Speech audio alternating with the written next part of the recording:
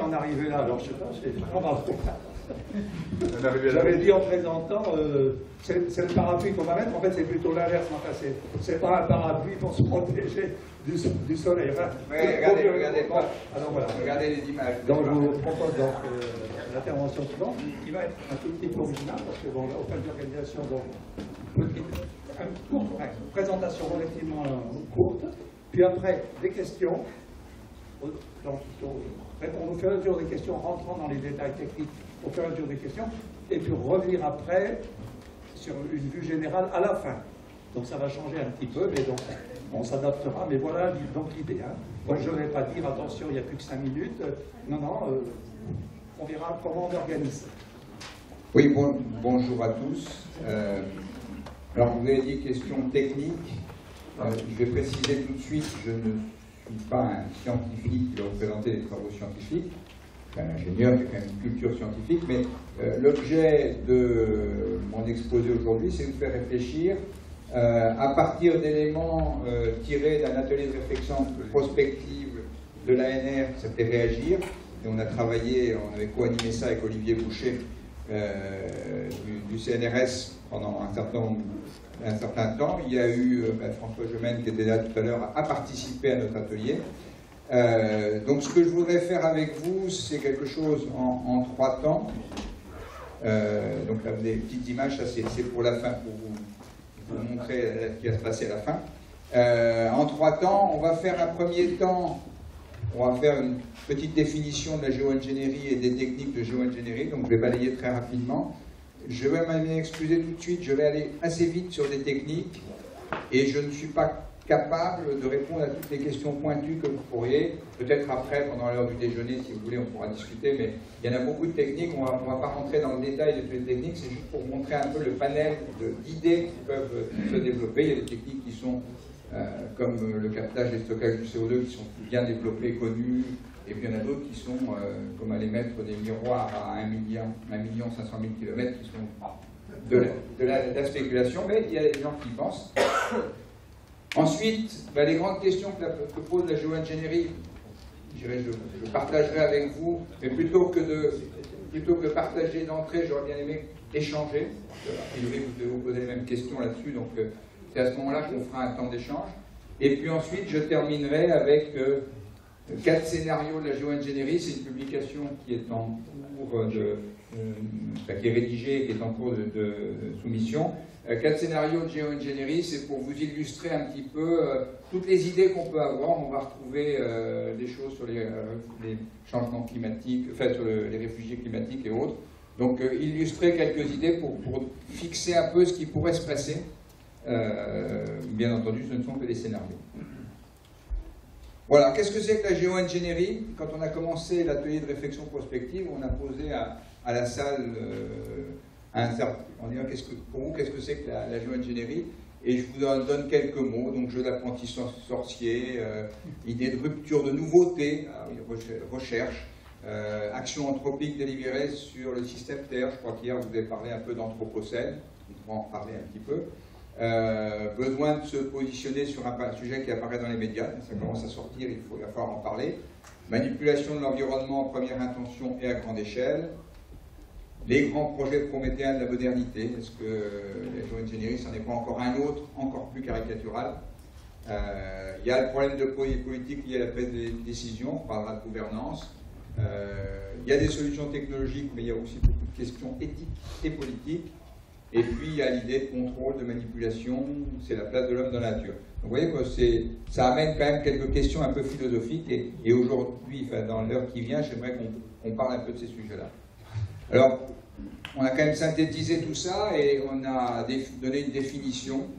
Quand je dis on a, c'est le groupe de travail qui a fait ça, qui est la géo-ingénierie de l'environnement, correspond à l'ensemble des techniques et pratiques mises en œuvre ou projetées dans une visée corrective à grande échelle des faits résultant de la pression anthropique sur l'environnement. Alors on dit la géo-ingénierie de l'environnement, mais il faut être clair quand même qu'à 95% du temps, on parle de la géo-ingénierie climatique. Il y a aussi d'autres géo-ingénieries, mais là, moi, je vais parler du climat parce que c'est quand même ça les grands enjeux. Donc voilà la définition de la géo-ingénierie. Alors, pose toujours la question comment ça se positionne, puisqu'on parle d'atténuation, d'adaptation. Et Olivier Boucher, avec d'autres, avait travaillé sur une redéfinition un peu des différentes solutions. Il y a effectivement tout ce qui est l'adaptation au changement climatique, donc ça ne fait pas partie de la géo-ingénierie. Dans la géo-ingénierie, il y a deux grands domaines, c'est la gestion du rayonnement solaire et l'extraction du CO2, dont on vient de parler. Et on voit bien qu'effectivement, dans l'extraction du CO2, il y a une partie qui est à la limite de l'atténuation et de la géo-ingénierie. Je vous parlerai tout à l'heure d'un peu de géo-ingénierie territoriale, où on dit, tiens, est-ce que quelquefois, en prenant des techniques territoriales et en les multipliant à grande échelle, on n'arrivera peut-être pas à travailler sur le climat.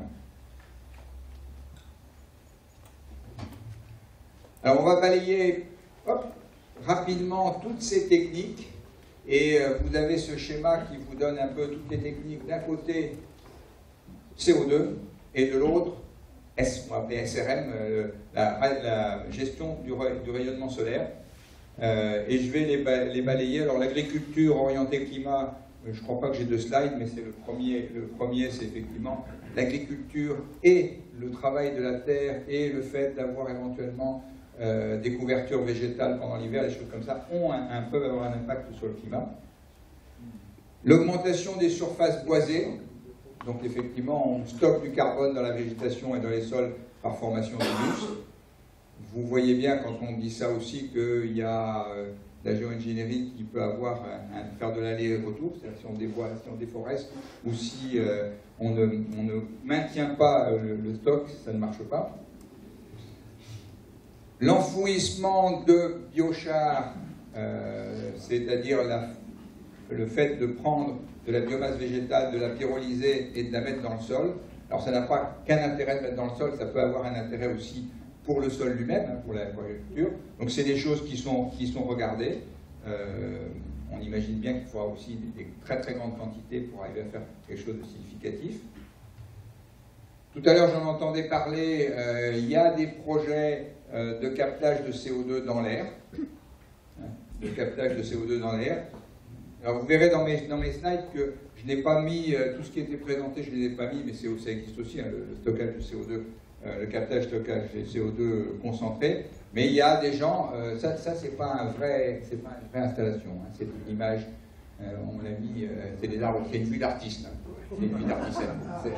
Je vous rassure, c'est une vue d'artiste, c'est simplement pour illustrer ce que ça pourrait être fait avec des grands ventilateurs, l'air passe à travers, le CO2 est récupéré par une solution basique, et puis après on le stocke sous forme de carbonate.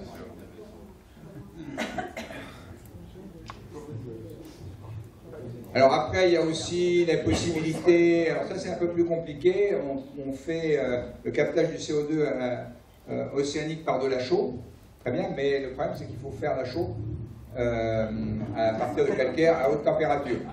Et donc il faut stocker. Ouais, non, il y a quand même un intérêt, puisque pour des raisons que je ne saurais pas vous expliquer, on a injecté deux atomes de CO2, et par contre, effectivement, le CO2 qui est sorti là, il va falloir l'injecter en sous-sol. Et qu'on commence à avoir des choses un petit peu compliquées, mais ça c'est la physique, vous êtes tous des scientifiques, vous comprenez bien qu'effectivement, quand le CO2 est accroché au calcaire, au carbonate, ben, il faut le sortir avant de pouvoir rattraper du CO2. Alors après, il y a un sujet qui est la fertilisation des océans. La fertilisation des océans, ça a été de dire, il y a des gens qui sont aperçus que, effectivement, quand on balançait du fer dans l'océan, c'était important, on arrivait à accélérer la production de plancton, et ce plancton absorbait plus de CO2, et puis ben, une partie de ce plancton est bouffée par les bactéries, donc ça repart, il est reminéralisé, mais il y en a une partie qui meurt, qui tombe, et puis il y en a une partie qui peut descendre. Donc c'est ce qu'on appelle bombe biologique. Il y a aussi des pompes de solubilité, il y a une possibilité d'avoir solubilisé dans les océans. Bon, vous avez parlé, je crois, d'acidification des océans hier. Donc il y a des gens qui ont essayé ce genre de choses, il y a même eu des expériences, il y a même des gens qui ont vendu du crédit carbone. C'était à côté du Canada, il y a eu des expériences où ils vendaient du crédit carbone en faisant ça. Bon, Je crois que tous les gens sérieux, et notamment Stéphane Blin, qui est marqué ici, parce que j'ai repris ça de Stéphane Blin qui a travaillé avec nous, disent que d'une part, on n'est absolument pas sûr que ça marche aussi bien qu'on veut bien le dire, théoriquement, et d'autre part, il y a des effets secondaires absolument incontrôlés qui poseraient de gros problèmes. Mais il faut savoir qu'il y a des gens qui imaginent ce genre de technique. Donc voilà un peu ce qu'on peut faire sur le CO2. Hein, et bien entendu, vous rajoutez à ça le captage et le stockage du CO2 dont on vient de vous parler pendant une heure. Alors après, il y a tout ce qui est le renvoi du rayonnement solaire vers l'espace. Première solution, c'est augmenter l'albédo terrestre. Il y a des gens qui ont imaginé de peindre tous les toits en blanc. C'est des miroirs. Comment? Des miroirs. Attendez, on y viendra au miroir. On y viendra au miroir. Mais, non, oui, on peut, mais les miroirs, il faut les mettre à 1 500 000 km. Vous allez voir, c'est un peu plus compliqué parce que ça, vous savez, ça bouge un peu toutes les planètes. Donc il y a un point spécial qui s'appelle le point de Lagrange. Les physiciens connaissent ça. Et c'est l'endroit où on pourrait mettre les miroirs pour renvoyer. Non, là, c'est l'albédo. C'est si on diminuait un peu toutes les routes. Si on diminuait toutes les routes, si on mettait les routes, il y a plein de petites opérations. Là, on est dans l'idée, effectivement, on peut diminuer l'albédo. Bon, après, effectivement, quand on se dit qu'il y a de moins en moins de glaciers, ça ne va pas tout à fait dans le bon sens. Ça va pas tout à fait dans le bon sens.